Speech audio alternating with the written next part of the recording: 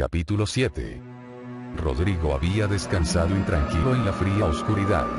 En ese preciso momento acababa de oír un ruido en el pasillo, así que se esforzó por abrir los ojos, por prepararse para lo que venía. Alzó la pistola y apoyó la muñeca en la mesa, cuando se dio cuenta de que no le quedaban fuerzas para sostenerla en alto. Mataré al que intente joderme, pensó, más por costumbre que por otra cosa. Se sentía alegre por tener la pistola, a pesar de saber que era hombre muerto. Un guardia convertido en zombie había caído por las escaleras y había entrado a rastras en el cuarto de la celda poco después de que la muchacha se fuera, pero Rodrigo lo había matado de un patadón en la cabeza y le había quitado el arma, que todavía llevaba metida en la funda de la cadera que se había roto. Se mantuvo a la espera, deseando volverse a dormir mientras se esforzaba por mantenerse alerta. La pistola lo tranquilizaba y apagaba buena parte de sus temores. Iba a morir en muy poco tiempo, aquello era inevitable, pero no quería convertirse en una de esas criaturas, sin importar lo que hiciera falta para evitarlo. Se suponía que el suicidio era un pecado muy grave, pero también sabía que si no lograba acabar con uno de los portadores del virus que se le echara encima, se metería un balazo en la boca antes de permitir que lo tocase. De todas maneras, lo más probable es que fuese al infierno directamente. Resonaron pisadas y alguien entró en la estancia, pero demasiado deprisa. ¿Un zombie? Los sentidos no le funcionaban bien. No tenía muy claro si todo se movía con mayor lentitud o con mayor rapidez, pero sabía que tendría que disparar en breve o perdería su oportunidad.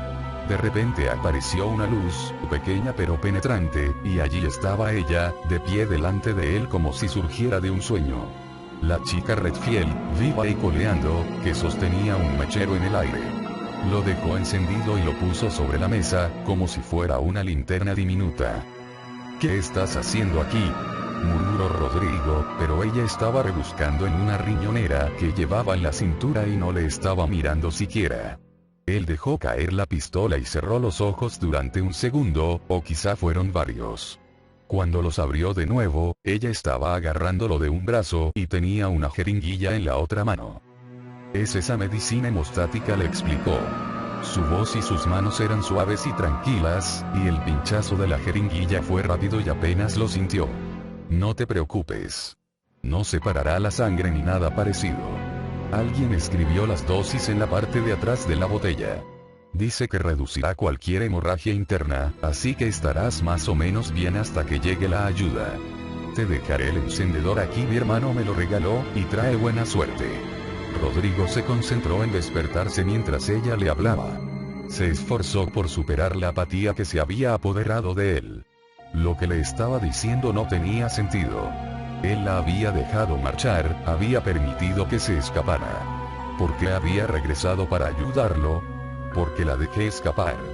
Al darse cuenta de aquello, sintió que le embargaban unos sentimientos de vergüenza y de gratitud.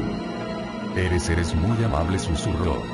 Deseó tener la oportunidad de hacer algo por ella, decir algo que compensara aquella generosidad. Rebuscó en su memoria datos, hechos y rumores sobre la isla. Quizá pueda escapar. La guillotina, dijo parpadeando con fuerza. Se esforzó para que la voz no sonara demasiado pastosa. La enfermería está detrás de ella, tengo la llave en el bolsillo, se supone que allí hay secretos. Él sabe cosas, las piezas del rompecabezas. ¿Sabes dónde está la guillotina? Claire asintió. Sí. Gracias, Rodrigo. Eso me ayudará mucho. Ahora descansa, ¿vale? Ella alargó una mano y le quitó un mechón de cabello de la frente con un gesto tan sencillo, tan dulce, que a él le entraron ganas de llorar. Descansa, le dijo de nuevo. Él cerró los ojos, más tranquilo, con la mayor sensación de paz que jamás había sentido en toda su vida. Su último pensamiento antes de dormirse fue que si ella era capaz de perdonarlo con todo lo que le había hecho, de mostrar tanta compasión, como si se la mereciera, quizá al final no iría al infierno, después de todo. Rodrigo estaba en lo cierto cuando mencionó lo de los secretos. Claire había llegado al final de un pasillo oculto en el subsuelo, preparándose para enfrentarse a lo que hubiera detrás de la puerta sin letrero alguno que estaba a punto de abrir. La enfermería en sí era pequeña y desagradable, en nada parecida a lo que se hubiera esperado en una clínica de Umbrella. No había ninguna clase de equipo médico a la vista, nada moderno en absoluto. Tan solo había a la vista una mesa de reconocimiento en la sala principal, con el suelo de madera astillada a su alrededor manchado de sangre, y una bandeja repleta de instrumentos de aspecto medieval cerca de ella. La estancia que había al lado se había quemado hasta quedar irreconocible. No había forma de estar segura de para qué había servido, pero parecía un cruce entre una sala de recuperación y un crematorio, por lo menos olía como uno de estos. Había una oficina pequeña y abarrotada al salir de la primera habitación, y justo delante de ella, un cadáver. Se trataba de un hombre que llevaba puesta una bata de laboratorio manchada de sangre que había muerto con una expresión de horror en su delgada cara de color ceniciento. No parecía que hubiese sido infectado, y puesto que no había portadores del virus en la estancia y no mostraba ninguna herida evidente, supuso que había muerto de un ataque cardíaco o algo parecido. La expresión contorsionada que mostraban los rasgos de su rostro, los ojos a punto de salírsele de las órbitas y la boca abierta y torcida en gesto jadeante, sugerían que había muerto de miedo. Claire pasó con cuidado por encima de él y descubrió el primer secreto de la pequeña oficina casi por casualidad. La suela de la bota se le deformó al pisar algo duro, y pensó que se trataba de una piedra o de un trozo de mármol hasta que lo vio era una llave de lo más rara. En realidad, era un ojo de cristal que pertenecía a la grotesca cara de plástico del muñeco anatómico de la oficina, que se encontraba en el suelo apoyado contra una esquina.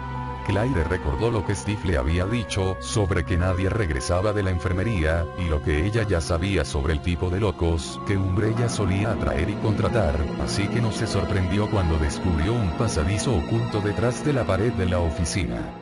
Un tramo de escalones de piedra desgastados quedaron al descubierto cuando colocó el ojo en el hueco que le correspondía, algo que tampoco la sorprendió. Era un secreto, un truco, y a los de Umbrella les encantaban los trucos y los secretos. Así que abre ya la puerta. Acaba de una vez. Vale. No tenía todo el día. Tampoco quería dejar solo a Steve durante demasiado tiempo. Estaba preocupada por él. Había tenido que matar a su propio padre. Claire no tenía ni idea de la clase de daño psicológico que algo como aquello podía provocar en una persona. Meneó la cabeza, irritada por sus divagaciones. No importaba que estuviese en un lugar desolado donde al parecer había muerto mucha gente, donde todavía se podía percibir la atmósfera de terror que desprendían las frías paredes y que intentaba envolverla como un sudario en una tumba. No importa, se dijo a sí misma antes de abrir la puerta. En cuanto lo hizo, 3 portadores del virus tambaleantes se dirigieron hacia ella y atrajeron su atención, lo que le impidió fijarse en los detalles de la estancia de gran tamaño donde se encontraban encerrados. Los 3 estaban muy desfigurados, les faltaban extremidades y la piel les colgaba en tiras largas, dejando al descubierto su carne en estado de putrefacción. Se movían con lentitud, arrastrando los pies con dificultad hacia ella, y gracias a ello pudo distinguir cicatrices antiguas en los tejidos musculares expuestos y podridos. El nudo de miedo que tenía en el estómago se hizo más patente mientras apuntaba con cuidado contra ellos, y eso la hizo sentirse enferma. Al menos, todo acabó con rapidez, pero la terrible sospecha que le había ido creciendo en la mente y que había tenido la esperanza de que fuera errónea, se vio confirmada por un simple vistazo a su alrededor. ¡Oh, Dios! La estancia, extrañamente elegante, estaba iluminada por una luz suave procedente de una lámpara de araña que colgaba del techo. El suelo estaba embaldosado, con una alfombra de evidente calidad que iba desde la puerta hasta una zona donde sentarse al otro lado de la habitación. Allí había una silla de adornos recargados y de tapicería de terciopelo y una mesa de madera de cerezo.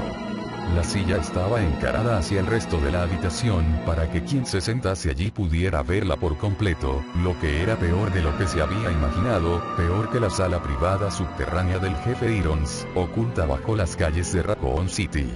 Había 2 pozos de agua artesanales, uno con un cepo para la cabeza y las manos construido sobre su borde, mientras que sobre el otro permanecía suspendida una jaula de acero.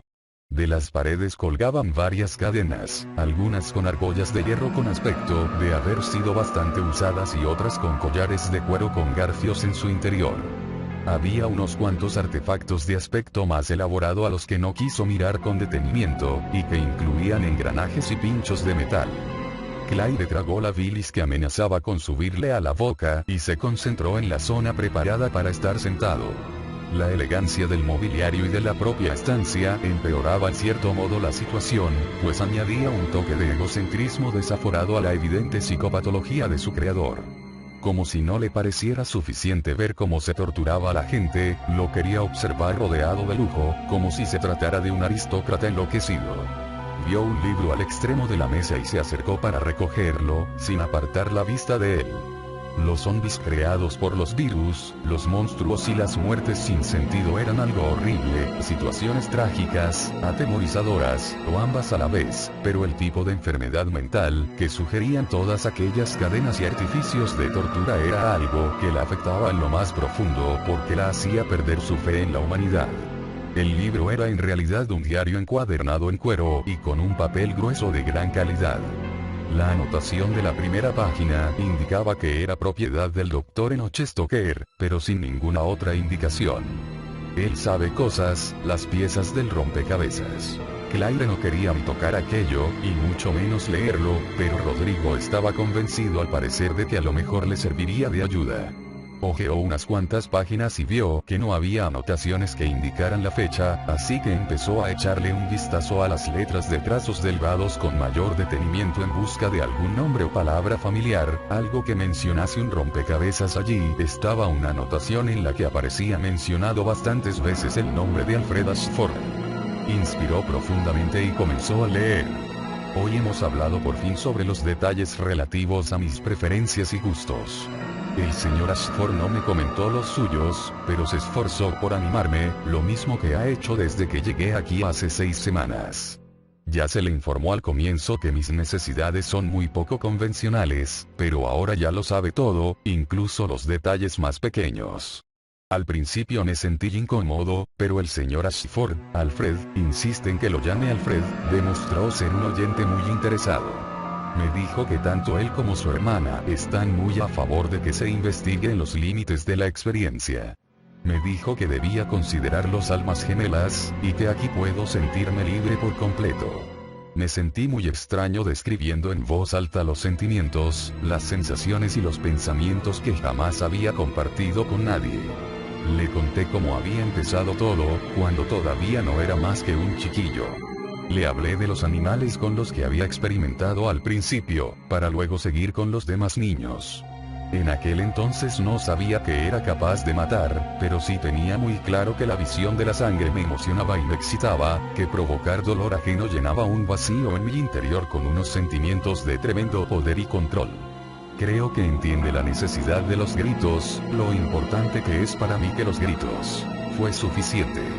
No era lo que estaba buscando, y estaba a punto de provocarle un ataque de vómitos. Pasó unas cuantas páginas más y encontró otra anotación sobre Alfred y su hermana, hojeó una referencia a una casa privada, y retrocedió, frunciendo el entrecejo. Alfred asistió a una de mis vivisecciones, mis autopsias en vivo, y después me comentó que Alexia había preguntado por mí, que quiere saber si tengo todo lo que necesito. Alfred adora a Alexia y no permite que nadie esté cerca de ella. Todavía no le he pedido conocerla, y no tengo intención de hacerlo. Alfred quiere que su residencia privada continúe siendo privada y tenerla solo para él. Me dijo que la casa está detrás de la mansión común, y que la mayoría de la gente ni siquiera sabe que existe. Alfred me cuenta cosas que nadie más sabe. Creo que aprecia disponer de un conocido que comparte una serie de intereses comunes. Me ha dicho que en Rockford existen muchos lugares para los que se necesitan llaves muy poco comunes si se quiere entrar, parecidas al ojo que me entregó, y que algunas son nuevas y otras muy antiguas. Al parecer, Edward Ashford, el abuelo de Alfred, estaba obsesionado con la idea del secretismo, una obsesión que compartía con el otro fundador de Umbrella, o eso dice Alfred. Dice que él y Alexia son las únicas personas que conocen todos los escondrijos y rincones ocultos de Rockford.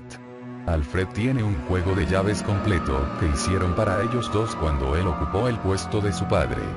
Hice una broma sobre lo conveniente que es tener una copia de repuesto por si te las dejas dentro y no puedes volver a entrar, y él se echó a reír y me contestó que Alexia siempre lo dejaría entrar. Estoy convencido de que los gemelos tienen a menudo una unión mucho más profunda que el resto de las clases de hermanos. Que, en un sentido figurado, si le das un corte a uno, el otro sangrará. Me gustaría poner a prueba esta teoría de un modo mucho más literal, sobre todo en relación a los niveles de dolor. He descubierto que si se rellena una herida abierta con cristales rotos y después se sutura, Claire se sintió enferma y arrojó a un lado el libro antes de efectuar un gesto de limpiarse las manos en los vaqueros. Decidió que ya disponía de información más que suficiente para continuar. Deseó con todas sus fuerzas que el cadáver que se había encontrado en el piso de arriba fuese el Dr. Stoker, que su negro corazón le hubiese fallado y que había sido la idea de que iba a ir derecho al infierno lo que le había provocado aquel gesto de terror, y, de repente, se dio cuenta de que ya había tenido más que suficiente de todo aquel ambiente, de que si se quedaba en la enfermería un solo minuto más acabaría vomitando. Se dio la vuelta y se dirigió con rapidez hacia la puerta. Llegó corriendo a la escalera, subió los peldaños de 2 en 2, y pasó a toda carrera por la habitación de arriba sin mirar al cadáver, sin pensar en nada más que no fuera su necesidad de salir de allí.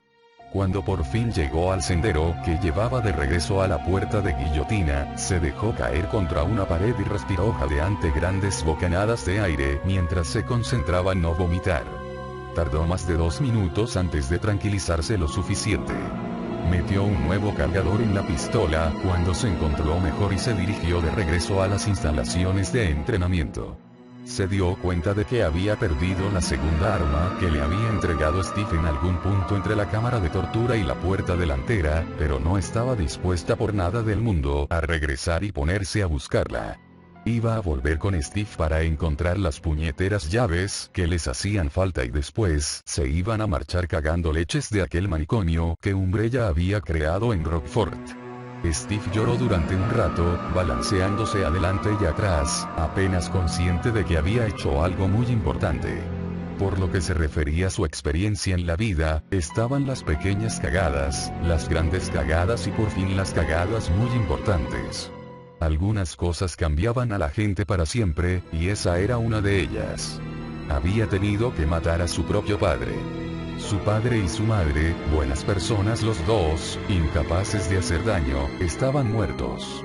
Eso significaba que ya no quedaba nadie en el mundo que lo quisiera y amara, y esa idea se repitió una y otra vez en su mente, haciéndole seguir llorando y balanceándose.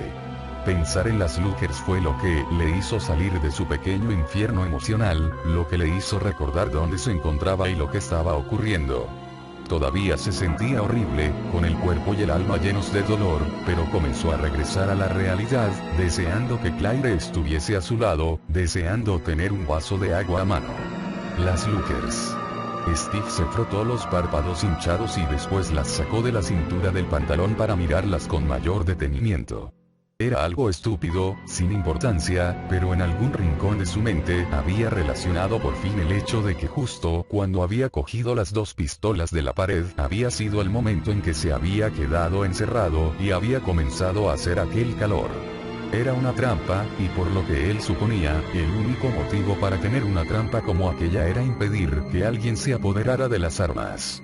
Lo que significa que a lo mejor sirven para algo más que para disparar. Sí, bueno, tenían adornos de oro y lo más seguro era que fuesen muy caras, pero también era obvio que a los Ashford no les faltaba el dinero, y las armas tenían alguna clase de valor sentimental. ¿Por qué utilizarlas como cebo de una trampa? Decidió que sería mejor que regresara y que echara un vistazo más detenido al lugar donde habían estado colocadas, por si el hecho de ponerlas de nuevo en su sitio sirviera para algo. Tan solo era un paseo de unos 2 minutos como mucho hasta la mansión, así que podría ir y volver en 5 minutos a lo sumo. Seguro que Claire lo esperaría si llegaba antes de que él regresara. Porque si me quedo aquí seguiré llorando. Necesitaba hacer algo. Se puso en pie, sintiéndose tembloroso y algo vacío mientras se sacudía la tierra húmeda de los pantalones, y fue incapaz de evitar echar una mirada hacia el lugar donde había muerto su padre. Sintió una oleada de alivio cuando se percató de que Claire había tapado el cadáver con una lona plástica. Era una muchacha excelente, aunque por alguna extraña razón sentía algo raro con ella, con la idea de contarle todo aquello. No estaba seguro de cómo se sentía. Salió afuera y se sorprendió un poco al ver que no se encontraba en el patio frontal de las instalaciones de entrenamiento. También se sintió sorprendido de que en el lugar rodeado de paredes al que había salido se hallaba lo que tenía todo el aspecto de ser un tanque Sherman de la Segunda Guerra Mundial. Gigantesco, con las cadenas cubiertas de barro y la torreta giratoria con el tremendo cañón.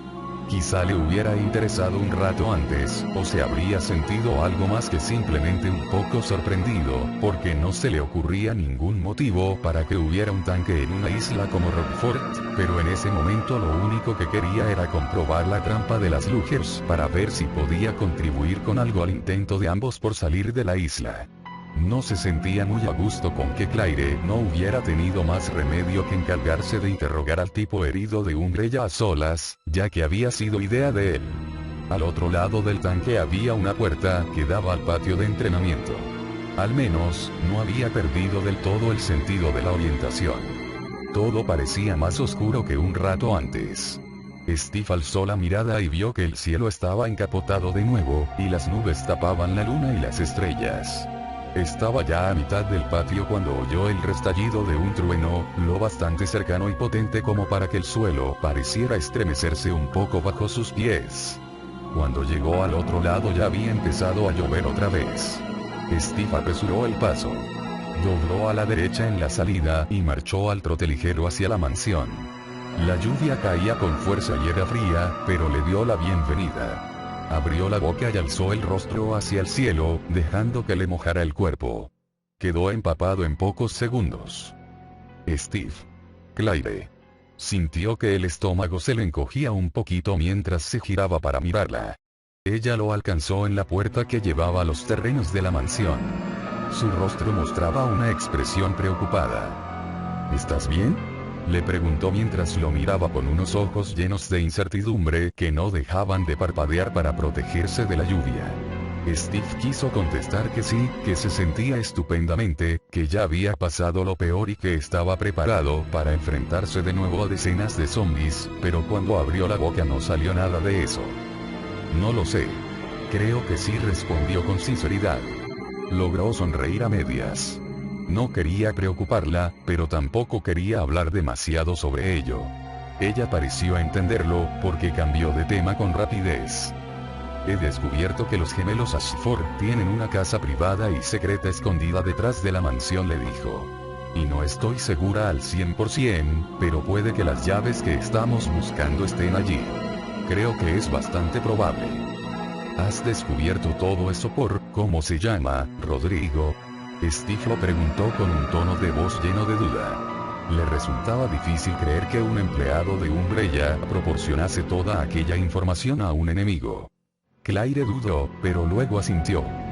Sí, en cierto modo, contestó, y a Steve le dio la impresión de que había algo de lo que ella no quería hablar. No insistió, y prefirió esperar. El problema es llegar hasta la casa, continuó diciendo ella. De lo que estoy segura es de que está cerrada a cal y canto. Creo que lo mejor es dar unas cuantas vueltas más por la mansión para ver si podemos encontrar un mapa o un pasadizo. Se quitó los mechones empapados de delante de los ojos y le sonrió. Y de paso, quitarnos de debajo de la lluvia antes de que pillemos algo malo. Steve se mostró de acuerdo. Cruzaron la entrada y el cuidado jardín, pasando por encima de los cadáveres que encontraron en el camino. Él le contó lo que se le había ocurrido sobre las Lugers, y ella se mostró de acuerdo en que debían probar suerte, aunque también comentó que con gente como la familia Ashford al mando de lo que ocurría en la isla, los pequeños y entretenidos rompecabezas de Umbrella no tenían necesariamente por qué ser lógicos. Se detuvieron delante de la puerta para intentar secarse todo lo posible las ropas, que resultó no ser mucho. Ambos estaban empapados por completo, aunque hicieron lo que pudieron por sacudirse el exceso de agua. Por suerte para los dos, los pies se les habían mantenido secos. Andar con las ropas empapadas era un incordio, pero intentar andar en silencio con unas botas chorreantes era el colmo de la incomodidad y de lo imposible. Steve abrió la puerta con las dos armas por delante. Entraron temblando, y oyeron cómo se cerraba una puerta en el piso de arriba. Alfred, dijo Steve en voz baja. Me ha puesto algo. ¿Qué te parece si le abrimos unos cuantos agujeros más en su culo de mierda? Empezó a acercarse a las escaleras. La pregunta había sido retórica. Ese loco cabrón merecía morir, y por más razones de las que Steve podía llegar a imaginarse. Claire lo alcanzó y le puso una mano en el hombro. Escucha, verás, parte de lo que encontré en la prisión no es que esté loco, es que se trata de un maníaco peligroso.